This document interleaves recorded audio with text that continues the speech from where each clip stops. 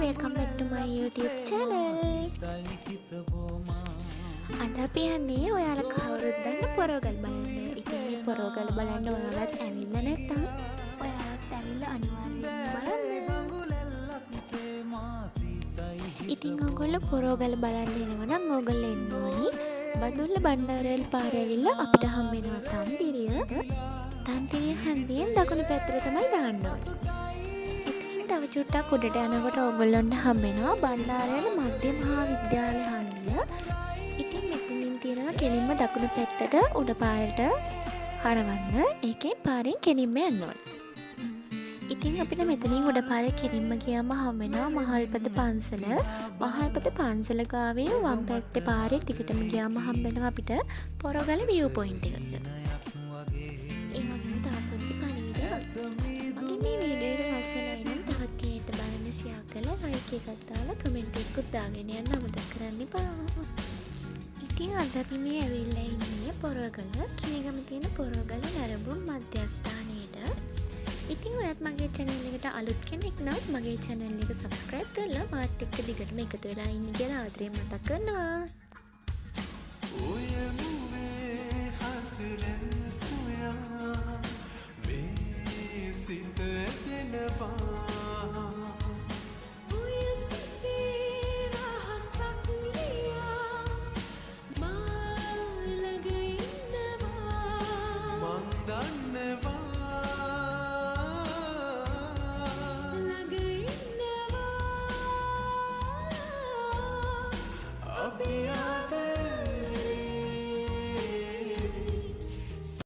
ඉතින් ඇත්තටම මෙතෙන්ට ආවම ලොකු සීතලක් වගේම ලොකු හුලඟකුත් තියෙනවා.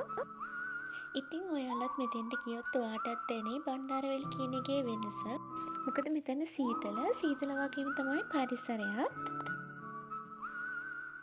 ඇත්තටම මෙතන ඉස්සර කැලෑවට ගියපු තැනක්. බණ්ඩාරවැල් ප්‍රාදේශීය සභාව මැදිහත් වෙලා තමයි මේ තැන view point එකක් විදිහට මහජනතාවට හඳුන්වලා දුන්නේ. ඉතින් ගොඩක් ලස්සන තැනක්. මේ තැන නිර්මාණය කරන්නත් ගොඩක් වියදම් කරලා තියෙනවා. අද නම් මෙතන සෙනඟ ටිකක් අඩුයි. වැකේෂන් වලදී නම් මෙතන ගොඩක් සෙනඟ පිරෙනවා.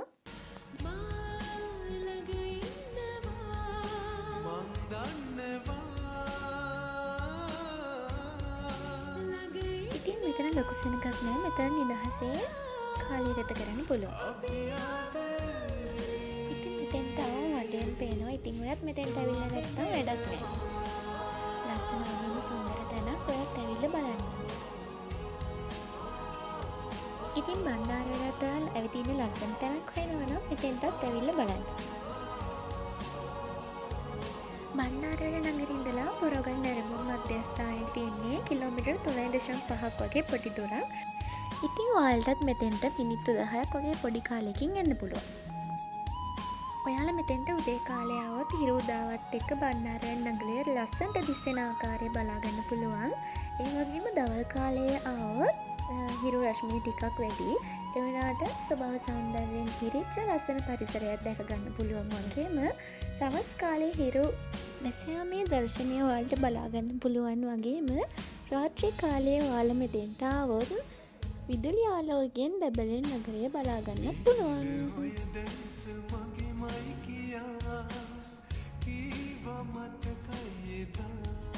ඒ වගේම මෙතන සුවිශේෂී අංගයක් ලෙස කියන්න පුළුවන් කේබල් යොදාගෙන දැල් වලින් සකස් කරලා තියෙන පාලම. මේ පාලම මීටර් 100ක් 150ක් විතර දිගින් යුක්ත වෙනවා. මෙම පාලම අවසානයේ නැරඹුම් අට්ටාලයක් ඇති අතර එහි සිටද හාත්පස් දර්ශනය දෙක බලා ගන්න හැකියාව තියෙනවා.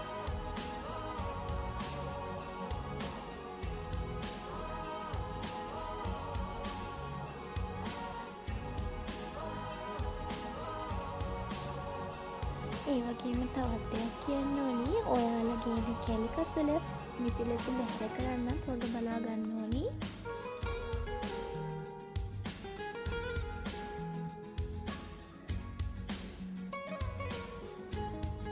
ස්ථානයේ බණ්ඩාරවැල් ප්‍රාදේශීය සභාව විසින් තමයි පාලනය කරන්නේ. ඒ වගේම මේ ස්ථානයේ පිරිසිදු වැසිකිළියක් රථවාහන නවත්තා තැබීමට රථ ගාලක් මේකේ තියෙනවා.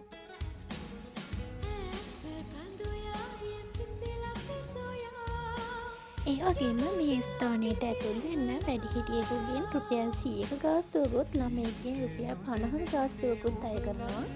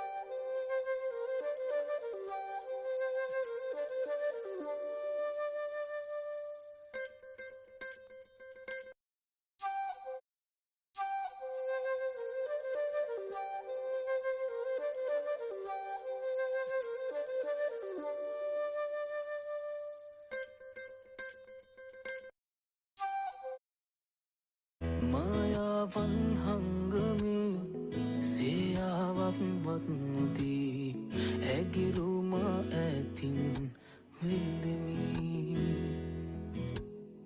රූපයේ මන බන්ධනී ප්‍රේමයේ අනුරාගිනී වේදනාවේ මා තනිවෙමි දිගසියේ